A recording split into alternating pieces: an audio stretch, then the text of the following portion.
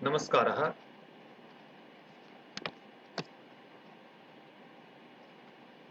पर्यावरणशिक्षायाः प्रथमा अन्वितेः प्रथमभागस्य पाठं वयं गतदिने पठितवन्तः। ततः परम् अद्यतन अस्माकं पाठः अस्ति, तद् वयम् अग्रे सारयामः। अद्यतन अस्माकं चर्चा विषयः अस्ति पर्यावरणीयशिक्षा, पर्यावरणाय शिक्षा।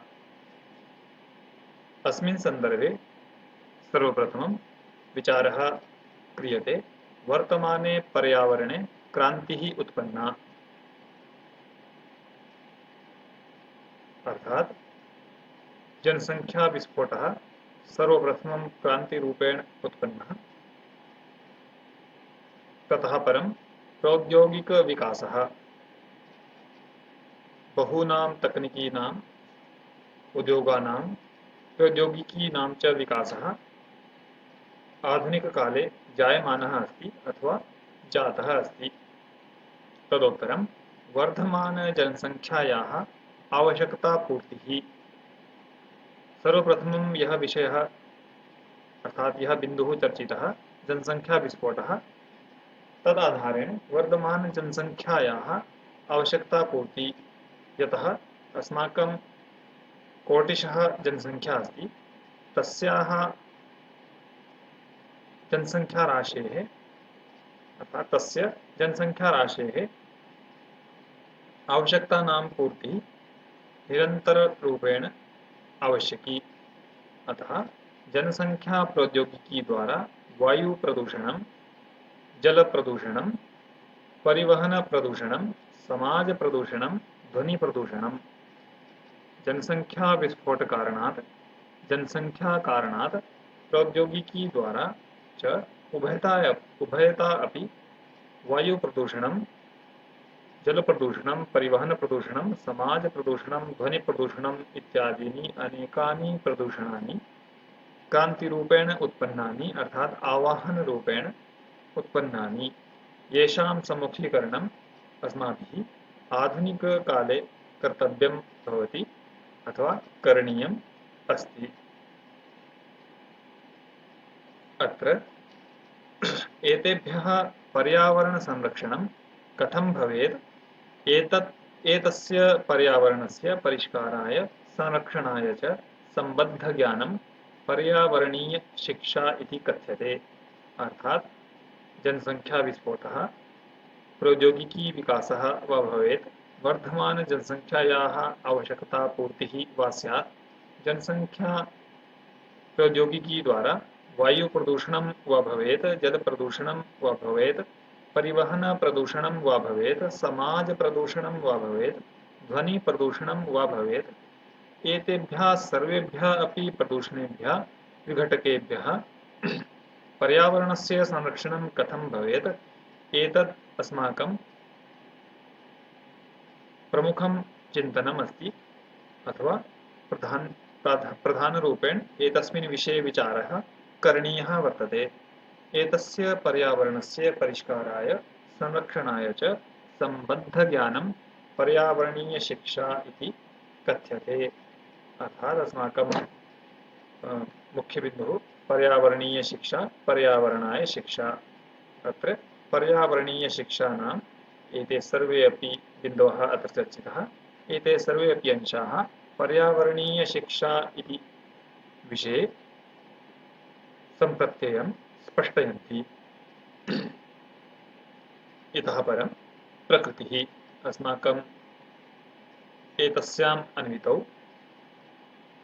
मुख्यशीर्षकं यदस्ति तत्र केचन अंशाः आसन्, सम्प्रत्ययः, प्रकृतिः, ततः परं क्षेत्रञ्च। अधुना प्रकृतिः अस्मिन् विषये चर्चां कुर्मः। प्रकृतिः अर्थात् पर्यावरणशिक्षायाः प्रकृतिः मानवेन पर्यावरणेन च सम्बद्धा अस्ति। यदि पर्यावरणशिक्षायाः प्रकृतिदृष्ट्या विचारः भवेत् तदा अत्र मुख्यरूपेण सम्बन्धः येषाम् अस्ति तदस्ति प्रथमं मानवस्य अथवा मानवानां, पुनः द्वितीयं पर्यावरणस्य अस्मिन् अंशे मुख्यतया द्वयोः भूमिका अवदानं वा अस्ति। जनसंख्या नगरीकरणं पारिस्थितिकी आदत अर्थशास्त्र पर्यावरणात्मिका नगर क्षेत्र नियोजनं सामाजिक संसाधनं सर्वकार नीतिः नागरिकता च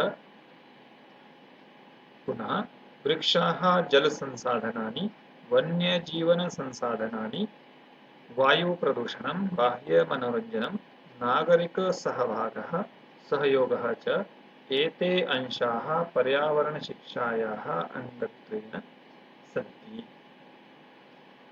अर्थात पर्यावरणशिक्षा एतस्मिन् विषये विचारः यदि भवति तदा पर्यावरणशिक्षायाः प्रकृतिसन्दर्भे अस्माभिः विचारः कृतः एव यत् मानवः पर्यावरणं च द्वयोः अत्र प्रधानता अस्ति।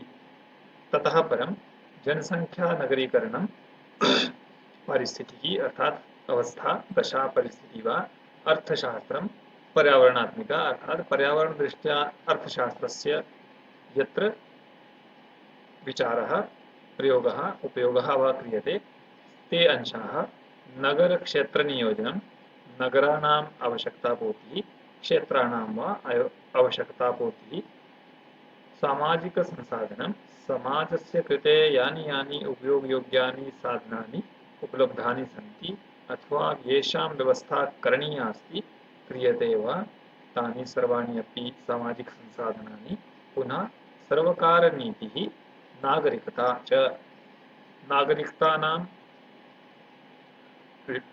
सर्वकारनीतिः अर्थात सर्वकार द्वारा पर्यावरण शिक्षा दृष्ट्या यह विचारः नियमाः विरचिताः सन्ति अथवा अनुमोदिताः सन्ति तेषां परिपालनं नागरिकता दृष्ट्या किम् अनुकूलं किं प्रतिकूलम् एषः विचारः अपि यत्र कृतः अस्ति तद् पुनः वृक्षाः जलसंसाधनानि वृक्षाः अपि पुनः जलसंसाधनानि च वृक्षाणां पर्यावरणे अवदानं जलसंसाधनानि जलस्रोतांसि अपि अत्र अन्तर्भवन्ति वन्यजीवनसंसाधनानि वनेषु अस्माकं पर्याप्तमात्रायां वनानि सन्ति तत्र पर्यावरणस्य ततः किं सामञ्जस्यं किं समञ्जनम् अथवा कः व्यवहारः तत्सर्वं संसाधनानि तत्र यानि उपलब्धानि सन्ति अथवा तदर्थं वन्यजीवननिमित्तं यानि यानि संसाधनानि आवश्यकानि भवन्ति तेषाम् उपयोगः पुनः वायुप्रदूषणं वायु प्राणवायु अर्थात वायुं विना जीवनं नास्ति तस्मात् एतद् प्राणवायु इति उच्यते। वायुप्रदूषणं वायोः एव प्रदूषणं भवति तर्हि प्राणाः अपि सङ्कटे भवन्ति अतः वायुप्रदूषणं यथा न भवेत् अथवा वायुप्रदूषणम् अस्ति तद् सर्वमपि विचारः पर्यावरणशिक्षायाः अन्तर्गतं भवति। बाह्यमनोरञ्जनं नागरिकसहभागः अर्थात बाह्यं मनोरञ्जनं यत्किमपि वयम् आचरामः नागरिकसहभागः अर्थात नागरिकाणां मानवानां मनुष्याणां वा सहभागः यत्र भवति तद् सहयोगाच्च अथवा पर्यावरणशिक्षायाः अन्तर्गतम् अथवा अत्र सामञ्जस्यं संस्थापयितुं सहयोगः यः स्वीक्रियते तद् एते सर्वे अपि चर्चिताः अंशाः पर्यावरणशिक्षायाः अङ्गत्वेन सन्ति भवितुम् अर्हन्ति भवन्ति वा। पुनः क्षेत्रम् अधुना अस्याः अन्वितेः अस्माकम् अन्तिमचरणे यः भागः अस्ति सः क्षेत्रं क्षेत्रान्तर्गतं पर्यावरणशिक्षायाः क्षेत्रत्वेन समाजः पर्यावरणं नगराणि आर्थिकक्षेत्रं क्षेत्राणि संसाधनानि राजव्यवस्था सामाजिकसंसाधनानि जलसंसाधनानि वन्यजीवसंसाधनं वायुमण्डलं पुनः सांस्कृतिकक्षेत्रं वास्तविकजीवनं व्यावहारिकसमस्याः पुनः भावी नागरिकमूल्यनिर्माणादिकं च वर्तन्ते। अर्थात् कथनस्य अभिप्रायः यत् यदि वयं क्षेत्राणां पर्यावरणशिक्षा अन्तर्गतं क्षेत्राणां विचारं कुर्मः तदा पर्यावरणशिक्षायाः क्षेत्रत्वेन समाजस्य परिगणना भवति। पर्यावरणम् एतस्यापि परिगणना भवति। नगराणि अपि पर्यावरणशिक्षायाः अन्तर्गतम् आगच्छन्ति। आर्थिकक्षेत्रमपि विचारणीयं भवति, यतः पर्यावरणसंरक्षणे भवेत्, उपयोगे भवेत्, प्रयोगे वा भवेत्, सर्वत्र क्वचित् न, अपि तु बाहुल्येन अर्थस्य आवश्यकता भवति। तस्मात् आर्थिकक्षेत्रमपि अत्र विचारणीयं भवति। क्षेत्राणि अपि चिन्तनीयानि भवन्ति, यतः सर्वत्र अपि वनानि भवितुं नार्हन्ति, अथवा सर्वत्र जलसंसाधनानि भवितुं नार्हन्ति, अथवा सर्वत्र अपि मनुष्याणां वा वासव्यवस्था भवितुं नार्हति। अतः एतत्सर्वमपि विचारः करणीयः भवति। तस्मात् क्षेत्राणि अपि पृथक् पृथक् रूपेण अत्र पर्यावरणशिक्षायाम् अन्तर्भवन्ति। संसाधनानि बहुविधानि संसाधनानि साधनानि आवश्यकानि भवन्ति, अतः संसाधनानि अपि अत्र आवश्यकानि भवन्ति। राजव्यवस्था सर्वत्र यदि प्रकृतौ मानवस्य अर्थात् अस्माकं सामाजिकानां हस्ते एव सर्वं भवति तर्हि वनानि नष्टानि भवितुमर्हन्ति। कारणं मानवः प्रकृतौ पर्यावरणे वा बहुधा किमपि करोति एव। सः स्वस्य उपयोगाय विक्रयणाय वा किमपि परोक्षरूपेण अप्रत्यक्षरूपेण वा यदा कदाचित् वनानां कर्तनं कृत्वा विक्रयणं करोति। किमपि आर्थिकार्जनदृष्ट्या अधिकं विचारं करोति। तस्मात् तत्सर्वम् आधिक्येन यदि भवति तर्हि प्रकृतेः प्रतिकूलं भवति।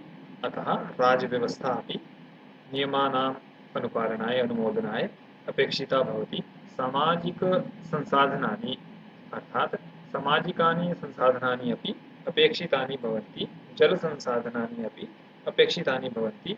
वन्यजीवसंसाधनम् अर्थात् वन्यजीवानां कृते कानि कानि संसाधनानि आवश्यकानि, तस्य सर्वस्य अपि आवश्यकता अथवा व्यवस्था अपेक्षिता भवति। वायुमण्डलम् अपेक्षितं, सांस्कृतिकक्षेत्राणि अपि अपेक्षितानि भवन्ति। तेन समाजे पर्यावरणे वा सामञ्जस्यं तिष्ठति। वास्तविकजीवनम् अर्थात् वस्तुजातं यत् जीवनमस्ति, अर्थात् प्रकृतिस्वभावः यः अस्ति तत् तथा भवेत्। सर्वत्रापि कृत्रिमता न आगच्छेत्, अतः वास्तविकजीवनदशा तत्र भवेत्। एतदर्थम् एतदपि एतस्य क्षेत्रस्य अन्तर्गतम् आगच्छति। व्यावहारिकसमस्याः गमनागमने अवागमने समस्याः भवन्ति, क्लेशाः भवन्ति।